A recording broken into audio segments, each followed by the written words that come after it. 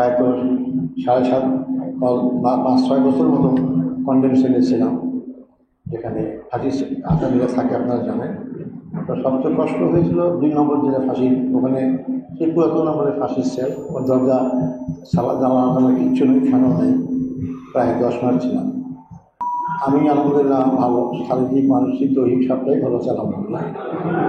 আমি অনেক জায়গায় বলি যে বয়সে মৃত্যু হইলে আমি চিন্তা চেতনা কর্মের যুবক, অসুবিধা নাই। তো আমি যখন হঠাৎ কি বলছিলাম বলতে হবে, আমি কিন্তু বলার জন্য খুব প্রস্তুত ছিলাম না। তার মধ্যে ওখানে দেখা হলো সবার সাথে ওখানে কিছু কথা বলার জন্য। তো তারপর আমি নির্দেশ কিছু কথা বলার জন্য আমি সংক্ষেপে একটু দু কথা বলবো। হয়তো কিছু তো অসংলগ্ন হইতে পারে, যেহেতু আমি সামনে আগে কোনো চিন্তা করিনি। আর আমি তো সেই বক্তা না যে উচিত ক্ষেত্রে যা খুশি তাই বলতে পারবো, আগে থেকে একটু চিন্তা ভাবনা করে নোট করে নিয়ে আসলাম। তো যাই হোক আলহামদুলিল্লাহ, প্রথম আল্লাহ শুকরিয়া আদায় করছি আসলে যে আমাকে যারা কেন বাঁচিয়ে রাখছেন, আমি জীবিত আছি। 5 তারিখে সকাল পর্যন্ত তো ধারণা করিনি যে আমি আপনাদের সঙ্গে দেখা হবে। তবে আমি আন্তরিকভাবেই কামনা করতাম, যখন 19 সালে আদালতের যখন আমাকে ফাঁসি হুকুম দিল, তখন একদম মানসিক প্রস্তুতি নিয়েছিলাম যে আমি আল্লাহর কাছে হাজির হব, এবং এটাই আমার দেওয়া সহজ পথ। মানে এটা কোনো দ্বিধাদ্বন্দ্ব ছাড়াই করতেছে, এবং পরিবারের কাছেও মানে সব কিছু তাদের কাছ থেকে বিদায় নিয়েছে, এবং আমার যেটুকু মালামাল আছে সব দিয়ে দিয়েছে। কিন্তু জানি না 19 সালের ডিসেম্বর দিকে করোনা হলো। আল্লাহ করোনা থেকে আমাদের জন্য করোনা হলো, মানে ডিলে হতে পরে প্রায় তো 7.5 বা 5-6 বছর মতো কন্ডেম সেলে ছিলাম, যেখানে ফাঁসি আসামিরা থাকে আপনারা জানেন। তো সবচেয়ে কষ্ট হয়েছিল 2 নম্বর যেটা ফাঁসি, ওখানে সেই পুরাতন নম্বরের ফাঁসির সেল, ওর দরজা জানালা কিচ্ছু নেই, ফ্যানও নেই। প্রায় 10 মাস ছিলাম, যদিও নিজের ভিতরে পরে ওখানে রাখা হয়েছে, কিছুদিন উনি খুব কষ্ট করেছে। তারপর 4 নম্বর জায়গায় আমি আসলাম। ওখানে তুলনামূলকভাবে একটু মানে ভালো ছিল, কিন্তু পুলিশ স্টেশন মানে যেখানে সময় আমার ফাঁসি আমি যেতে পারি না। তো যাই হোক আলহামদুলিল্লাহ সেখানে সময় কাটাতাম। তখন তো আপনাদের চিন্তা কারো জন্য করতাম না, জেলখানায় চিন্তা জেলখানাই করতাম, তারাই আমার সঙ্গে সাথে সবাই ছিল। এরপর আলহামদুলিল্লাহ 5ই আগস্টের পরে তো এই সারা একটা পরিবেশ সৃষ্টি হলো। 5ই আগস্ট সকাল পর্যন্ত আমার ধারণা ছিল, যেহেতু আওয়ামী লীগের আগের যেসব আমার জানা আছে যে তারা 1, 2, 5, 10, 20 হাজার লোক মেরে ফেললেও তারা ক্ষমতা থাকার চেষ্টা করবে, আর তারা মনে করে তাদের তো সেই সুযোগ আছে। তো যাই হোক, আমার কাছে রাজনৈতিক অভিজ্ঞতার ভিত্তিতে 5ই আগস্ট যখন আমি সকাল 9 থেকে 10টার সময় টিএসসির দিকে অনেক লোক, তখন আমরা যে জেলখানা তো তখন ভয়ে অনেক ঢিলা হয়ে গেছিল, অনেক কিছু প্রবেশ করতো, মেমোরি কার্ড দিতে আটকে দিত, ওই মাধ্যমে খবর পেতাম। তো দেখলাম যে একটা ছোট্ট বাচ্চা 5-6 বছরে পাশে পুলিশ দাঁড়ায় আছে, ওদেরকে ঘুষি মারতেছে। তো আমি তখন বললাম যে এই সরকার থাকতে পারবে না। বলে কেন? বলে এই বাচ্চা কীভাবে জানে যে পুলিশটা খারাপ, ওকে মারতে গেছে? কারণ মানুষের সব মধ্যে এমনভাবে অবস্থা সৃষ্টি হয়েছে যে এই সরকার থাকতে জনগণ থেকে বিচ্ছিন্ন হয়ে গেছে। তারপরে তো ঘটনা আপনারা সব জানেন। এবার তো আলহামদুলিল্লাহ আমি আজকে মুক্ত হয়ে গেলাম। সকালে রেল কর্তৃপক্ষ আমাকে মুক্তি দিয়ে দিয়েছে। তো আমি শুধু সংক্ষেপে কিছু কথা বলতে চাই, আমি কী জন্য গ্রেফতার হলাম। আমি তো চুরি ডাকাতি বা জমি যখন কোনো কিছু করি, অভিযোগও আমার কিন্তু করেনি। তাহলে অভিযোগটা আমি ইসলামী আন্দোলন করি। যখন নিজামী ভাই ওরা সবাই গ্রেফতার করি, এরপর তো প্রায় 1.5 বছর আমি আপাতত সেক্রেটারি ছিলাম। আমি তখন ধারণা করিনি যে আমাকে এই সমস্ত মামলায় গ্রেফতার করবে, তবে আমি ধারণা করতেছিলাম না আমি গ্রেফতার হব। তো গ্রেফতার তো হয়ে গেল, কিন্তু 12টা 14টা মামলা দেওয়ার পরেও যখন আমি জামিন পেয়ে চলে আসি, তখন তারা আটকাইতে পারবো না। এরপরে শুনি যে আমাকে এই মামলা দিয়েছে। তারপর ঠিক আছে, আমার আস্থা ছিল যে এই মামলা কিছু করতে পারবে না। কিন্তু যখন আইন বিভিন্নভাবে তখন যখন করার মাধ্যমে সংশোধন করল, তখন তো বুঝলাম যে সাধারণ নাটক তো মানসিক প্রস্তুতি জানে আল্লাহ ভাগ্যে যা করবে সেটাই হবে ইনশাল্লাহ, কোনো অসুবিধা হবে না। তো এরপরে তো ফাঁসি থেকে মুক্ত হয়ে আপনাদের মাঝে চলে আসছি। এবং আমি বললাম অপরাধটা ছিল ইসলামী আন্দোলন করা। আমি শুধু এইটুকু বলছি, ইসলামী আন্দোলন করার অপরাধ এটা আমি যখন প্রথম ছাত্র জীবনে ইসলামী আন্দোলনে যোগদান করি, আমি লেখাপড়া ভালো না যেন ছাত্র ভালো না হলে আমার যেখানে মনে এটাই বদ্ধমূল ধারণা ইসলামী আন্দোলনের জুলুম, কষ্ট, নির্যাতন, ফাঁসি হবেই, এটা নিয়ে চিন্তা করি। তারপরে আমার কোনো সময় চিন্তা হতো না যে ইসলামী আন্দোলন করতে গিয়ে মৃত্যু হবে, মুখে তমুক হবে। আমার যারা সাবেক কর্মী সহকর্মী আছেন তারা বলতে পারবেন, আমি নিজেও চিন্তা করতাম না। আলহামদুলিল্লাহ আমি ইসলামী আন্দোলনে সব শক্তি নিয়োজিত করে কাজ করার চেষ্টা করেছি।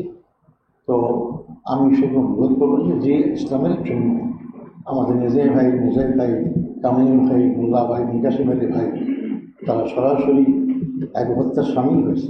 আর বাকি আমাদের সিনিয়র নেতারা যাদের থানায় চিকিৎসা না পেয়ে মারা গেলেন তাদেরকেও হত্যা করা হয়। তারা শহীদের মর্যাদাই পাবেন ইনশাআল্লাহ। তো তাদের অপরাধটা কি? তাদের অপরাধ কিছু করতে পারেনি। মেজাহিবুর মোজাহিব তো মন্ত্রী ছিলেন, তখন তাদের 1 টাকা দুর্নীতি অপরাধ প্রমাণ করতে পারেনি। তো অপরাধটি ইসলামীয় অপরাধ, কিন্তু ইসলামের জন্য আমাদেরকে এই এত কষ্ট দিচ্ছে, আমাদেরকে হত্যার মতো কাজ করছে, সেই ইসলামই আমাদের একমাত্র মুক্তির পথ। শুধু আমাদের একমাত্র মুক্তির পথ নয়, জাতি যদি সকল দিক থেকে মুক্তি পেতে চায়, আমরা নিয়ে বলে যা কিছুই বলি না কারণ ইসলামই একমাত্র মুক্তির পথ। আমার ক্ষুদ্র বয়সে আমি যেটুকু পড়াশোনা করার এখানে বসে চেষ্টা করেছি, আমার কাছে মনে হচ্ছে দুনিয়া কিন্তু ইসলামের দিকেই ধাবিত হচ্ছে। আপনি খেয়াল করবেন, গ্রাম অঞ্চলের চেয়ারম্যান যারা আর এক প্রতিপক্ষকে ঘায়েল করার চেষ্টা করে, যে তার প্রতিপক্ষ দুর্বল তাকে ঘায়েল করে না, তার সমান মর্যাদার মতো শক্তি আছে তাকেই ঘায়েল করে। আজকে ইসলামের বিরুদ্ধে সমস্ত শক্তি এক হয়েছে, তারপরে ইসলাম একটা শক্তি অর্জন করেছে, এই শক্তিকে জমাতে পারবে না।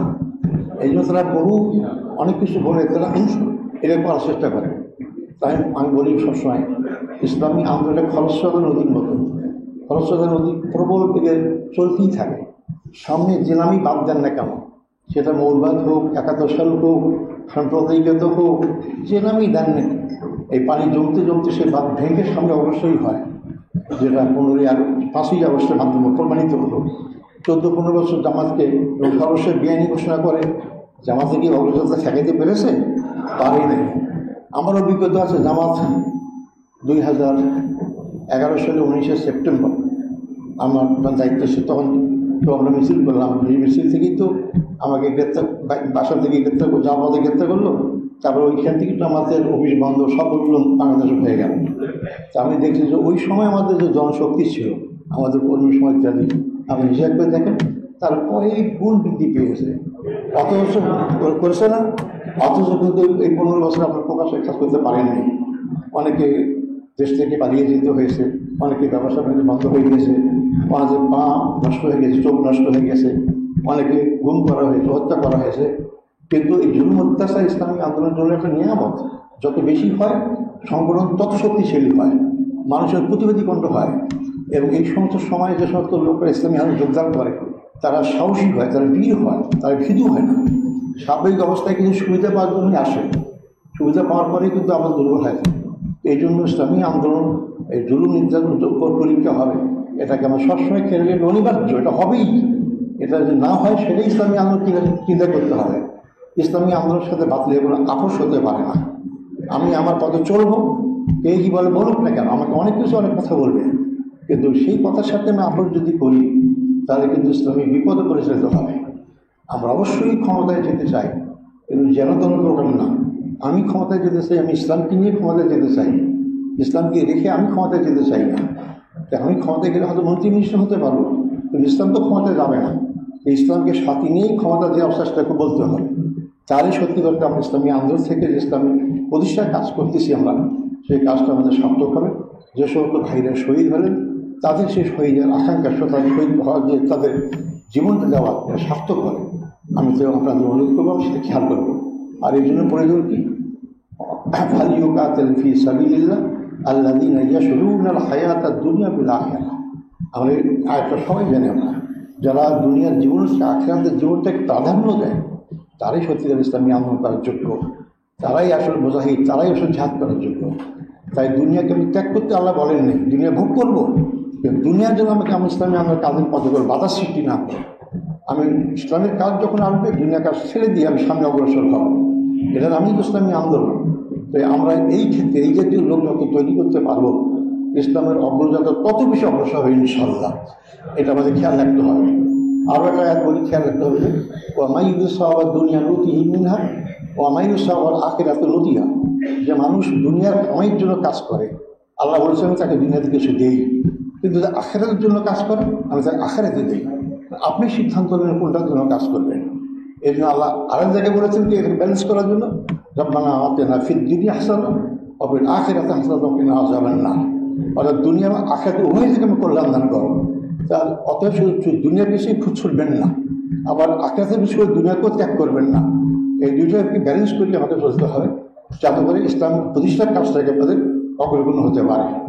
আমি সামনের সুযোগ দিতে আল্লাহ তৌফিক দান করলে আরও কথা বলবো, কিন্তু আমি আজকে কোনো গোসালের কথা বলতে পারলাম না। আমি আমাদের শহীদ ভাইদের যারা আপনাদের কাছ থেকে চলে গেছেন, আল্লাহ তাদের শাহাদত কবুল করুন, যাদের সমস্ত নেক আমল কবুল করুন, জান্নাতুল উত্তম বাজার দান করুন, জান্নাতুল ফেরদৌস দান করুক। এই ৩৬শে জুলাই পর্যন্ত যে সমস্ত ভাই বোনেরা যার যার জায়গা থেকে এই সরকারের বিরুদ্ধে আন্দোলন করে শহীদ হয়েছেন, তাদেরও শাহাদত কবুল করুক। যারা এখনও কংগ্রেস, আমি যেখানে ছিলাম ওখানে অনেক পঙ্গু লোক করে আছে, তাদেরকে আল্লাহ সুস্থ দান করুক, যাতে করে তারা সুস্থ জীবন পেয়ে আবার তারা বাস্তব কর্মজীবনে ফিরে আসতে পারে। এবং আমাদের যে সমস্ত ভাইয়েরা পঙ্গু অবস্থা আছে, বিভিন্ন সমস্যা আছে, তাদের সমস্যা দূর করুক এবং আমরা সবাই মিলে আবার এই দেশটাকে ইসলামের জন্য বিজয়ের জন্য এগিয়ে নিতে পারি। আমি ছোট্ট মানুষের এটা ভবিষ্যৎবাণী করতে চাই, অবশ্যই ১বিংশ শতাব্দী হবে ইসলামের শতাব্দী।